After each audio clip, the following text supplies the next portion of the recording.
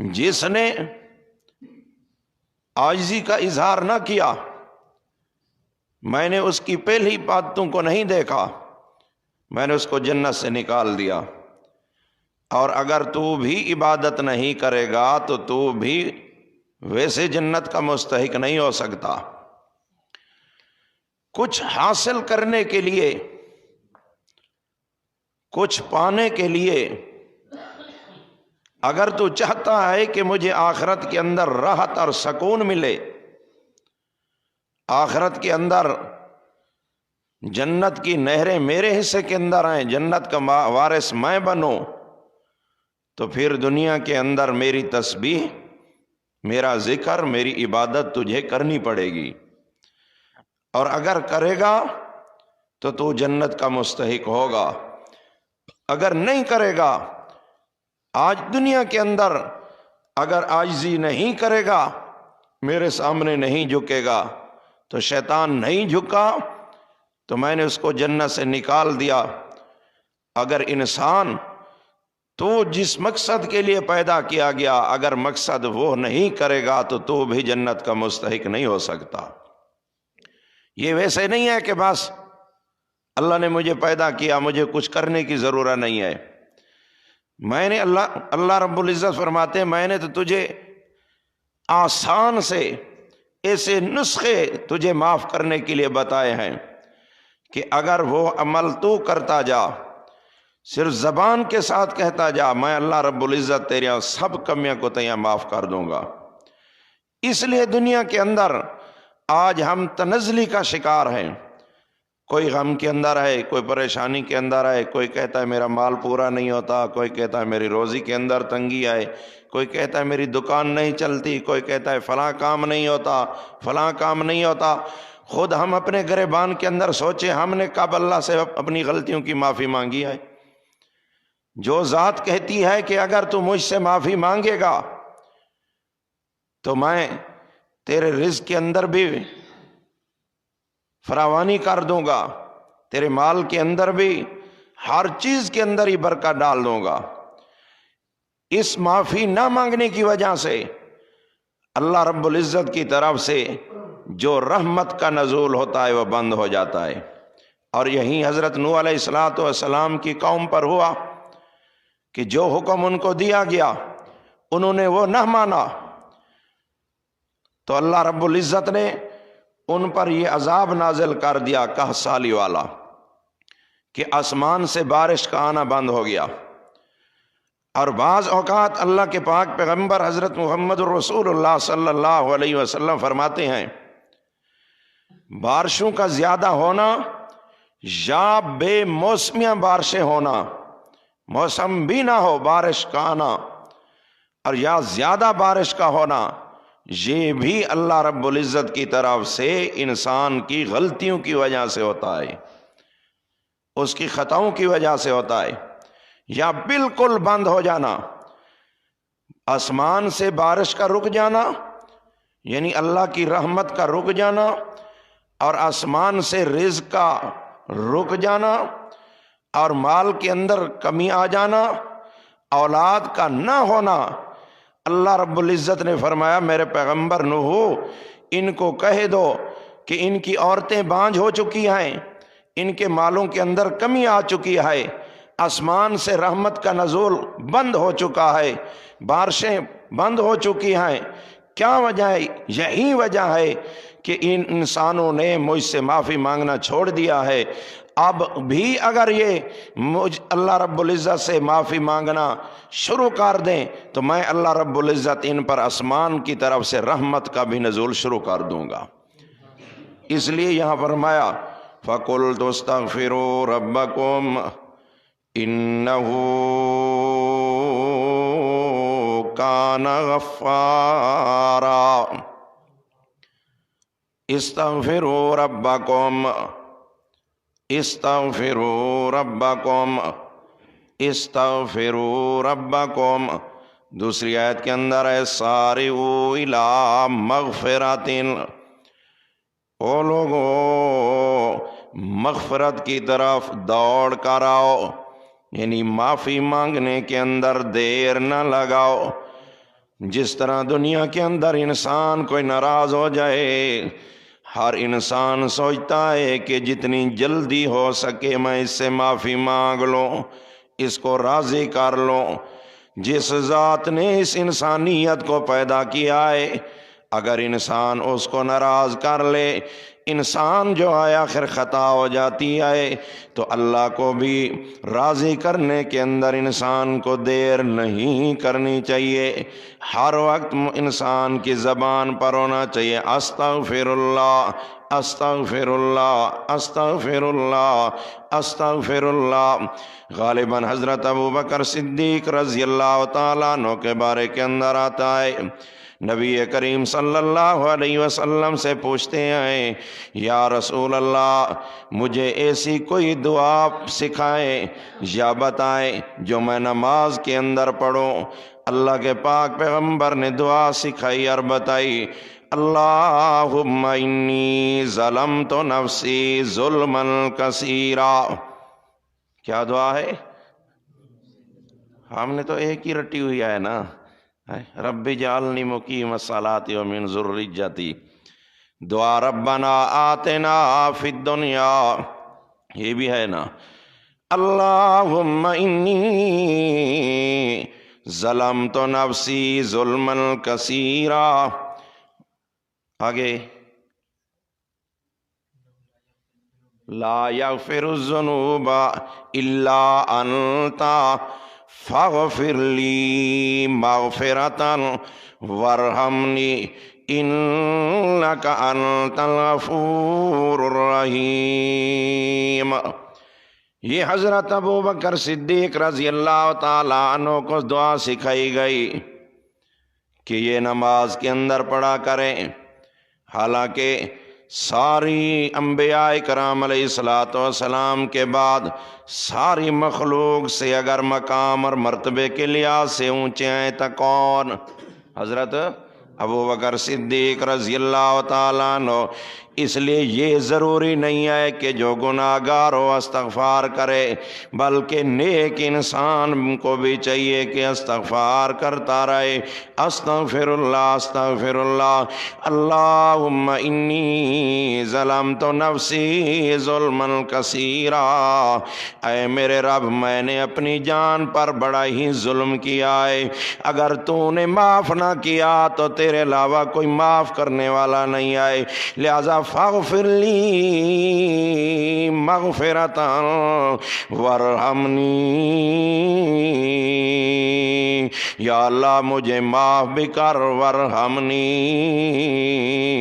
جو انسان معافی نہیں مانگتا اس کی وجہ سے اللہ کی رحمت رکی ہوتی ہے، وارحمنی جب معافی مانگنا شروع کر دیتا ہے اللہ کی طرف سے رحمت کا نزول بھی شروع ہو جاتا ہے۔ وارحمنی، رحمت تو تب آتی ہے نا، وہ انسان انعامات کا مستحق ہوتا ہے جو کچھ کر کے دکھائے نا، ہے کہ نہیں؟ کہ جو کچھ کرے بھی نہیں کہے کہ یہ چیز بھی میری ہو جائے، یہ بھی میری ہو جائے، یہ بھی میری ہو جائے، یہ ہو سکتا ہے؟ ویسے مل جائے گی؟ ایسے نہیں۔ اس لیے اللہ کے پاک پیغمبر نے فرمایا اگر انسان کوئی بھی وظیفہ نہ کر سکے، صرف یہیں پڑھتا رہے استغفر اللہ، استغفر اللہ، استغفر اللہ، من لازم الاستغفار جعل اللہ من کل ضیق مخرجا ومن کل ہم فرجا ورزقہ من حیث لا یحتسب کما قال النبی صلی اللہ علیہ وسلم۔ اللہ کے پاک پیغمبر فرماتے ہیں چاہے کوئی مرد یا عورت اگر دوسرے وظائف نہ بھی پڑھے، یہیں پڑھتا رہے، چلتے پھرتے اٹھتے بیٹھتے کام کاج کے ٹائم استغفر اللہ، استغفر اللہ، من لازم الاستغفار، جس نے استغفار کو لازمی پکڑا، جعل اللہ من کل ضیق مخرجا، اللہ رب العزت اس کو 3 انعامات سے نوازتے ہیں۔ پہلا انعام من کل ضیق مخرجا، اس کی ہر تنگی دور فرما دیتے ہیں۔ انسان پر آج کل ہے بھی یہی نا، ہر کو کہتا ہے ہاتھ تنگ ہے، بڑی تنگی ہے یار، بڑی مہنگائی ہے، بڑی فلاں ہے۔ کیا وجہ؟ یہی وجہ ہے کہ ہم نے اللہ سے معافی مانگنا چھوڑ دیا ہے۔ اللہ کے پاک پیغمبر فرماتے ہیں جعل اللہ من کل ضیق مخرجا، پہلا انعام جو استغفار کرتا رہتا ہے اللہم اغفر لی استغفر اللہ الذی لا الہ الا، یا استغفر اللہ یا اللہم اغفر لی، ان الفاظ کے ساتھ اگر معافی مانگتا رہتا ہے ہر وقت زبان پر یہ استغفر اللہ استغفر اللہ استغفر اللہ استغفر اللہ، یہ ضروری نہیں ہے کہ انسان گناہ کرے پھر استغفار کرے، جو انسان نیک ہوتا ہے وہ بھی ہر وقت استغفار کرتا رہتا ہے، کیونکہ انسان خطا کا پتلا ہے، کبھی زبان سے خطا ہو جاتی ہے، کبھی اعضاء سے خطا ہو جاتی ہے، کبھی سوچ کے اندر خطا آ جاتی ہے، کبھی رائے کے اندر خطا آ جاتی ہے، کبھی مشورے کے اندر خطا آ جاتی ہے، کبھی مجلس کے اندر انسان بیٹھا ہوتا ہے ایسے الفاظ کہہ جاتا ہے جو اللہ کی ناراضگی کا سبب بن جاتے ہیں۔ اس واسطے حکم یہی ہے کہ جب انسان سلام پھیرے فرض نماز کے بعد ایک دفعہ اللہ اکبر کہے اور 3 دفعہ کہے استغفر اللہ استغفر اللہ استغفر اللہ۔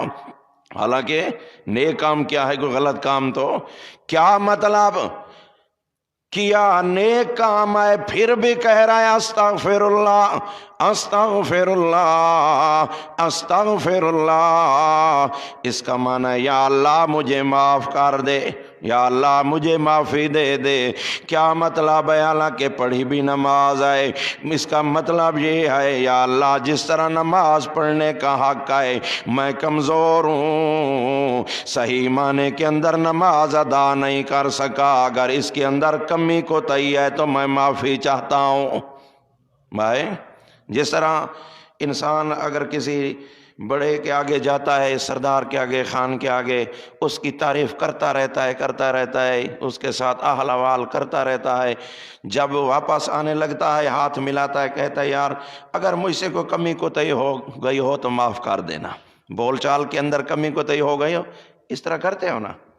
ایسا طالب علم تو مشکل ہے، منہ تے آدھی بہت چنگا ہے بہت چنگا ہے بہت چنگا ہے، جیرے تھوڑا جی ہٹ ٹھیک ہے نا، ایسے ہے نا کہ جب انسان کسی بڑے کے پاس پہنچتا ہے تعریف کرتا رہتا ہے، ملتا رہتا ہے، جب واپس آتا ہے اس کو کہتا ہے یار اگر مجھ سے کوئی کمی کوتاہی ہو گئی ہو بولنے کے اندر حال وال کے اندر تو مجھے معاف کر دینا۔ یہی حال ہے انسان نے پڑھی نماز ہے، نماز کے بعد حکم یہی آئے، سننا یہی آئے، اللہ کے پاک پیغمبر فرماتے ہیں، اور یہ صرف مردوں کے لیے بھی نہیں آئے سنت، یہ عورتوں کے لیے بھی حکم یہی آئے کہ جب فرض نماز کا سلام پھیرے، سلام پھیرنے کے بعد ایک مرتبہ اللہ اکبر اور 3 مرتبہ استغفر اللہ استغفر اللہ استغفر اللہ۔ اس کا مطلب یہی ہے کیونکہ ہم تو بڑے بادشاہ کے سامنے حاضر ہوئے ہیں، اس کے ساتھ باتیں کی ہیں نماز کی حالت کے اندر، اب جس طرح اس کے شان کے لائق تعریف تھی ہم سے نہیں ہو سکی، یا ہو سکتا ہے ہم نے جو نماز پڑھی ہے پتہ نہیں قبول ہوتی ہے یا نہیں ہوتی، اس لیے بات کے اندر انسان کہ یا اللہ میرے بس کے اندر جو چیز تھی میں نے کر دیا، استغفر اللہ اب کمی تو ہی پوری کر دے، میں تجھ سے معافی مانگتا ہوں۔ اللہ کے پاک پیغمبر اس لیے فرماتے ہیں من لازم الاستغفار، جس نے اگر کوئی بھی اور وظیفہ نہیں پڑھا، سبحان اللہ الحمدللہ اللہ اکبر لا الہ الا اللہ، درود شریف صرف سارے دن اور رات کے اندر ہی پڑھتا رہتا ہے، ہر ٹائم استغفر اللہ استغفر اللہ استغفر اللہ، اللہ کے پاک پیغمبر فرماتے ہیں 3 انعامات سے اللہ رب العزت ان کو نوازتے ہیں، من کل ضیق مخرجا، ہر تنگی اس انسان کی دور ہو جاتی ہے، اور دوسرا انعام من کل فج ہوگا من کل ہم فرجا، اللہ رب العزت اس کا ہر غم اور پریشانی دور فرما دیتے ہیں، اور تیسرا انعام ورزق منکم من حیث لا یحتسب، اور اللہ رب العزت اس کے لیے ایسے طرف سے اور ایسی جگہ سے اس کی روزی کا انتظام کرتے ہیں کہ یہاں سے انسان کو گمان بھی نہیں ہوتا۔ اور انسان آج ان تین چیزوں کے اندر مبتلا ہے نا. کوئی کہتا ہے کہ میرا ہاتھ تنگ ہے، میں تنگی کے اندر ہوں. کوئی کہتا ہے مجھ پر پریشانی ہے. کوئی کہتا ہے کہ روزی کے اندر کمی ہے. اللہ کے پاک پیغمبر نے ان تین غموں کا، تین کاموں کا جس کے اندر کمی آ رہی ہے اس کا علاج بتایا ہے، نسخہ بتایا ہے. جب سے انسان نے یہ علاج اور نسخہ چھوڑا ہے اس دن سے ان تین کاموں کے اندر مبتلا ہے. تنگ بھی ہے، غم بھی ہے، اور رزق کے اندر بھی تنگی آئے. لیکن جب انسان استغفار شروع کر دے گا، اللہ کے پاک پیغمبر فرماتے ہیں اللہ رب العزت اس سے تنگی بھی دور کر دیں گے اور اس سے غم بھی دور کر دیں گے اور اس سے رزق کی تنگی بھی دور ہو جائے گی.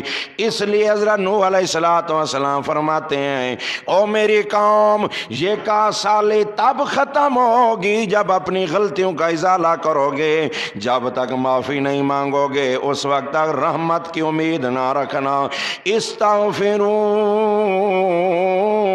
ربکم انہ کان غفارا. جب اپنے رب سے معافی مانگو گے وہ تو غفار ہے، وہ تو معاف کرنے والا ہے. یرسل السماء علیکم مدرارا، وہ آسمان کو تم پر چھوڑ دے گا. کیا مطلب؟ رحمت جو آنی بند ہو گئی ہے رحمت کا نزول آنا شروع ہو جائے گا. جو بارش بند ہو گئی ہے وہ بھی آنے شروع ہو جائے گی. وَيُمْدِدُكُمْ بِأَمْوَالٍ، تمہاری ان غلطیوں کی وجہ سے تمہارے مالوں کے اندر کمی آ گئی ہے تو اللہ تمہیں جب معافی مانگنا شروع کر دو گے اللہ سے تو یمددکم باموال، اللہ تمہیں مالوں کے اندر بھی بڑھا دے گا. وبنین، اللہ رب العزت فرماتے ہیں انسان کی غلطیوں کی وجہ سے میں اس کے اولاد کے دروازے بند کر دیتا ہوں. جب انسان معافی مانگنا شروع ہو جاتا ہے وبنین، میں اس کے اولاد کے خزانے بھی کھول دیتا ہوں. وَيَجْعَلْ لَكُمْ جَنَّاتٍ، اور باغات وغیرہ کے اندر بھی کمی آ جاتی ہے. جب انسان معافی مانگنا شروع ہو جاتا ہے یجعل لکم جنات، تو میں اس کے لیے باغات ہی باغات تیار کر دیتا ہوں. وَيَجْعَلْ لَكُمْ أَنْهَارًا، جب انسان معافی مانگنا شروع کر دیتا ہے جو گائے اور بھینس کم دودھ دینے لگتی ہے جب معافی مانگنا شروع کر دیتا ہے اللہ اس کی دودھ کی نہریں جاری کر دیتا ہے. آخرت کے اندر تو ملیں گی نا، دنیا کے اندر نہریں تو یہی ہیں نا. انسان کی اپنی غلطی کی وجہ سے، معافی نہ مانگنے کی وجہ سے حیوان کے اندر بھی یہ چیز آ جاتی ہے. اللہ ڈال دیتے ہیں دودھ. پہلے یہ آتا ہے کہتا ہے جب میں لے آیا ہوں تو 10 کلو دیتی تھی، اب کیا ہو گیا پتہ نہیں، اب جاؤ مولوی صاحب کے پاس یہ فلاں تعویذ لے کر آؤ، یہاں دوڑتا ہے. حالانکہ اصل انسان خود اپنے دل و دماغ کے اندر سوچے کیا وجہ ہے. وجہ یہی ہے اس کی غلطیوں کی وجہ سے. گھر کے اندر نماز نہیں ہے، قرآن کی تلاوت نہیں ہے، ذکر نہیں ہے. جب یہ چیز نہیں ہوگی تو جانور کیا چیز دیں گے تجھے؟ جب تو مالک کا نہیں ہوگا تو جانور بھی تیرے نہیں بن سکتے. اور یہی وجہ ہے انسان کی اپنی غلطیوں کی وجہ سے جب اس نے نماز چھوڑ دی، عبادت کرنا چھوڑ دیا، تلاوت کرنا چھوڑ دیا، اللہ اللہ کرنا چھوڑ دیا، استغفار چھوڑ دیا، اللہ سے معافی مانگنا چھوڑ دیا، تو اللہ نے بھی حیوان کو اس کے خلاف کر دیا، اس کے اندر کمی کر دی.